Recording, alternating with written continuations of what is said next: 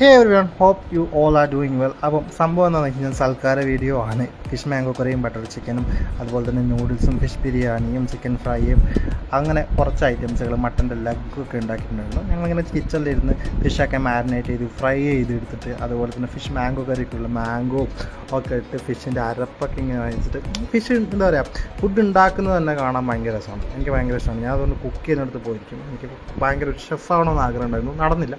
അങ്ങനെ ബീഫ് അങ്ങനെ ഫ്രൈ ആവുന്നു, ബട്ടർ ചിക്കനിലുള്ള എന്താ പറയുക ക്രീമൊക്കെ വെച്ച് മുമ്പ് സെറ്റ് ചെയ്യുന്നുണ്ട്. ഇപ്പം നോക്കുമ്പോൾ മട്ടൻ അത് ഞാൻ ഇടയ്ക്കൊന്ന് എടുത്ത് പൊട്ടിച്ച് കഴിച്ചായിരുന്നു. ഫസ്റ്റെല്ലാം ഞാൻ ടേസ്റ്റ് നോക്കിയിട്ടുണ്ട്. കാരണം എന്താ വെച്ച് കഴിഞ്ഞാൽ നമ്മളൊരാൾക്ക് കൊടുക്കുന്നതിന് മുമ്പ് നമ്മൾ ടേസ്റ്റ് നോക്കുന്നുണ്ടോ.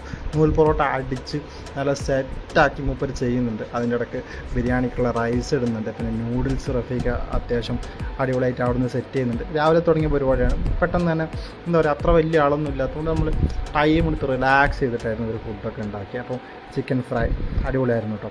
അങ്ങനെ എല്ലാം കഴിച്ചു. എനിക്ക് എൻ്റെ ഫേസ് വലിയ ക്ലിയർ ആയിട്ട് കിട്ടിയില്ല, കാരണം നല്ല വിശപ്പായിരുന്നു. ഞാനൊരു മൂലക്കിരുന്ന് പെട്ടെന്ന് കഴിക്കുമായിരുന്നു. അപ്പോൾ കഴിച്ചപ്പോൾ അടിപൊളിയായിരുന്നു. എല്ലാം കഴിച്ചിട്ട് ലാസ്റ്റ് വീഡിയോ